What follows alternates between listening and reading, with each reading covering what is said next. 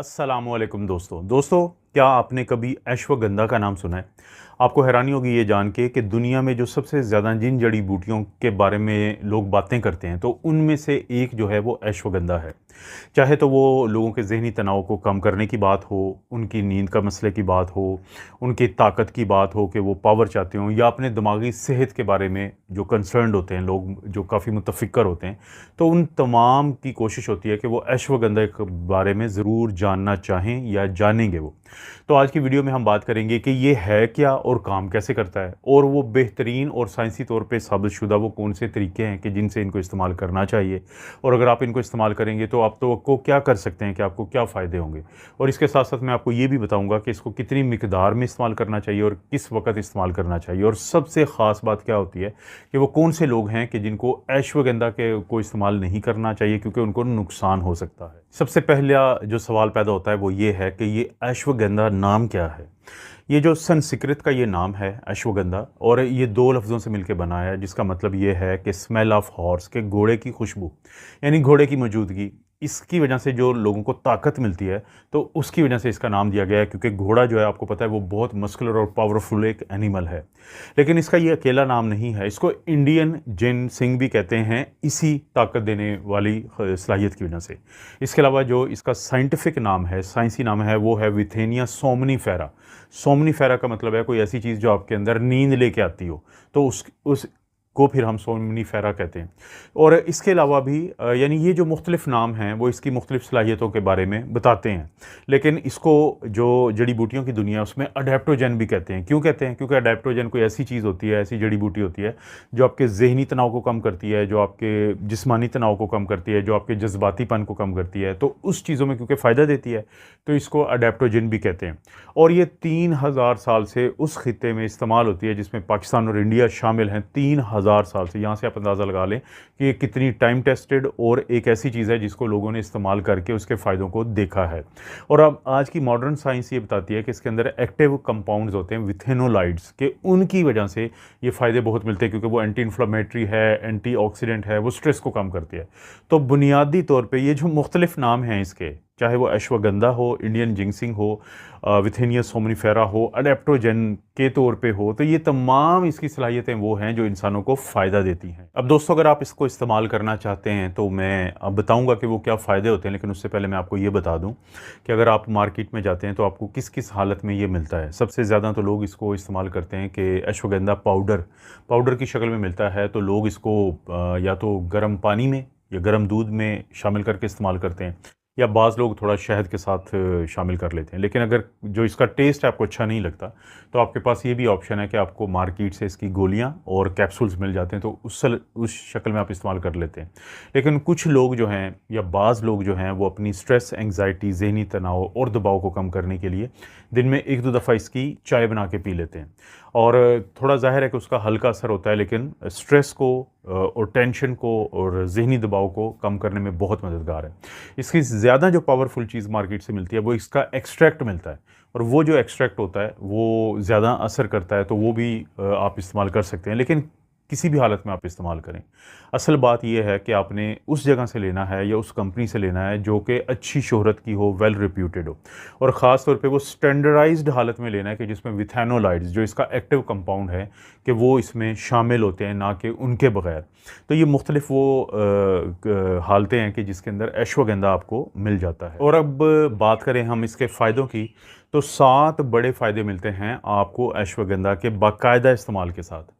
उनमें से पहला फ़ायदा ये होता है कि आपके जिस्म में कार्टिसोल के लेवल को ये कम करता है, तो जिससे आपका स्ट्रेस, एंग्जाइटी और जो ज़हनी दबाव और तनाव है वो कम होता है। इसके अलावा क्योंकि आप रिलैक्सेशन आपके अंदर करता है, सुकून लाता है, उससे आपकी नींद जो है वो काफ़ी बेहतर हो जाती है। इसके अलावा फिर उन लोगों को फ़ायदा होता है कि जो एक्सरसाइजेज़ करते हैं, तो उनको एक्सरसाइज को या काम की जो थकावट कम हो, उनको वो भारी काम कर सकें, उसको बर्दाश्त कर सकें, तो उस सलाहियत को बेहतर करता है। सिर्फ यही नहीं, बल्कि वो लोग जो बाकायदा जिम जाते हैं, वो लोग जो एथलीट्स होते हैं, तो उनके मसल्स जो हैं उनके टूट फूट को कम करता है, और नए जो मसल्स हैं, ये मसल की ग्रोथ को मुमकिन बनाता है। याद करें कि मैंने कहा था कि इसके नाम में जो घोड़े का जिक्र है वो इसके इसी सलाहियत की वजह से ख़ास तौर पे कहा जाता है।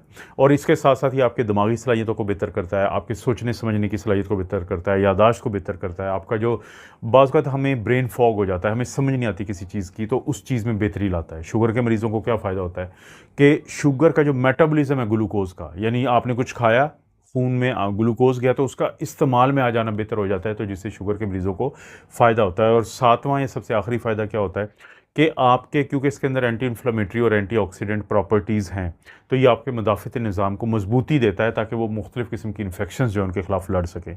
कोशिश यही करें कि इन 7 फ़ायदों के लिए इसको तो आपने इस्तेमाल करना ही करना है, लेकिन आपका जो लाइफ़स्टाइल होता है उसको हेल्दी रखें। आप यकीन मानें कि कमेंट सेक्शन में जब आप लोग कुछ बताते हैं, हैरानकुन लाइफ़स्टाइल लोग बताते हैं और बहुत मज़ा आता है उनकी बातें सुन के, और दूसरे लोगों से ज़ाहिर शेयर होती हैं कि किस तरीके से लोग बताते हैं कि वो वॉक करते हैं, कितनी वॉक करते हैं, क्या खाना खाते हैं, जिससे उनकी फ़लाँ जो बीमारियाँ हैं, जो मेटाबॉलिक डिजीज़ेज़ हैं, ईटिंग डिसऑर्डर्स हैं, तो उनमें बेहतरी आई है। तो अश्वगंधा भी उसी पूरी एक तस्वीर के अंदर की एक कहानी का हिस्सा है। अब जब एक दफ़ा आपको ये मालूम पड़ गया है कि इसके आपको फ़ायदे क्या मिल सकते हैं, तो हम बात करेंगे कि कितना एक दिन में आपको इस्तेमाल करना चाहिए और किस वक़्त इस्तेमाल करना ज़्यादा आपके लिए बेहतर है। अगर तो आप देखें पाउडर की हालत में लेते हैं, तो आप आधे चम्मच से लेके 1 चम्मच दिन में, पूरे दिन में ले सकते हैं। उसको 1 से या 2 टाइम पे तकसीम करके, यानी तकरीबन ये बनता है 300 ग्राम से लेके 600 ग्राम तक।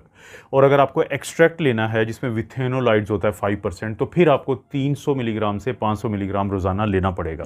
लेकिन इसका सादा सा असूल रखें कि कम डोज़ में शुरू करें और फिर उसको बढ़ाते जाएँ, क्योंकि बहुत ज़्यादा लेंगे तो उससे लोगों का पेट अपसेट हो जाता है, लूज़ मोशन आने का डर होता है। इसलिए कम, कोई भी इस तरह की हर्बल चीज़ होती है उसको कम क्वांटिटी में शुरू करें।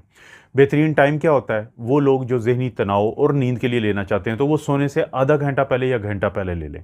और वो लोग जो चाहते हैं कि उनके जिस्म में ताकत रहे, स्टेमिना हो, तवानाई हो, कुछ काम करते हुए उनको थकावट ना हो, तो सुबह नाश्ते के साथ इसको इस्तेमाल कर लें। लेकिन बहुत सारे लोग ऐसे भी हैं जो इसकी खुराक को सुबह और शाम पे तकसीम कर लेते हैं ताकि दोनों किस्म के फ़ायदे मिलें। असल बात यह है कि आपने सब्र से चलना है। 1 से 2 महीने लगते हैं इसके रिज़ल्ट आने में। तो अगर आप इसको इस्तेमाल करते रहते हैं और ख़ास तौर पे अगर आपका लाइफ़स्टाइल भी काफ़ी बेहतर है, तो आपको ये सारे फ़ायदे मिलेंगे 1 से 2 महीने के अंदर। और सबसे आखिर में सबसे अहम बात करते हैं कि वो कौन से लोग हैं कि जिनको अश्वगंधा को इस्तेमाल नहीं करना चाहिए। एक तो हामला ख़वातीन और बच्चों को दूध पिलाने वाली ख़वातीन। अच्छा, आप लोगों के ज़हन में सवाल पैदा हो सकता है कि ये हर जो इस तरह की हर्बल दवाई होती है, तो इसमें ये कैटेगरी क्यों शामिल होती है? इसकी 2 वजूहात मैं आपको बता देता हूँ कि एक तो ये होता है कि जो हामला ख़वातीन होती हैं वहाँ पे 2 ज़िंदगियों का सवाल होता है, और मेडिकल का एक असूल है कि आपने जिसको कोई चीज़ देनी है तो उससे पूछना है, क्योंकि यहाँ पे बच्चा, उसको नुकसान तो हो सकता है लेकिन उससे कोई परमिशन नहीं हमने ली, तो प्रेगनेंसी को तो एक साइड पे कर देते हैं। ब्रेस्ट फीडिंग का भी यही होता है कि क्योंकि बहुत सारी चीज़ें माँ के दूध से बच्चे में जा सकती हैं, तो बच्चा तो बहुत छोटा है, वो तो नहीं बता सकता कि वो विलिंग है कि नहीं इस काम के लिए, तो इसलिए हर चीज़ों में इनको शामिल किया जाता है। ये ज़रूरी था इसमें आपको बताना। वो लोग जिनको थायराइड, जिनका ज़्यादा काम करता है, जिसको हम हाइपर थायराइडिज़म कहते हैं, उनको कहते हैं कि ये मत लें, क्योंकि अश्वगंधा का इस्तेमाल थायराइड के हार्मोन को बढ़ाता है। इसी तरह से वो लोग जिनको ऑटो इम्यून मसले हों, जैसे ल्यूपस है, सिस्टेमिक ल्यूपस एरिथेमेटोसिस ख़वातीन में ज़्यादा होता है, यहाँ पे बटरफ्लाई रैश बना होता है, SLE जिसे हम कहते हैं। इसी तरह से फिर और रूमेटॉइड आर्थराइटिस के जोड़ों का मसला जो अपने मुदाफ़िती निज़ाम की वजह से होता है, फिर मल्टीपल स्क्लेरोसिस जो बुढ़ापे में अक्सर लोगों को हो जाता है, तो इन लोगों ने इसको इस्तेमाल नहीं करना। इसी तरह से वो लोग जिनको जिगर की बीमारी है या अल्सर का मसला है, वो भी इस्तेमाल ना करें। और सबसे आखिरी कैटेगरी उन लोगों की है कि जो या तो नींद की दवाई खाते हैं, या वो थायराइड की दवाई खाते हैं, या वो ब्लड प्रेशर की दवाई लेते हैं, तो उनको भी चाहिए वो या तो इस्तेमाल ना करें या फिर अपने डॉक्टर से पहले बात करें, अगर वो इजाज़त देते हैं तो तब इस्तेमाल करें। तो दोस्तों, बुनियादी तौर पे इस वीडियो में मैंने आपको अश्वगंधा के बारे में जो मुमकिन हद तक वो मालूमात देने की कोशिश की है जो आपको फ़ायदा देती हैं। बाज़ औक़ात इनमें से थोड़ी सी इजाफी बातें भी होती हैं, लेकिन कुछ लोगों के लिए वही बातें फिर बहुत कारआमद साबित होती हैं।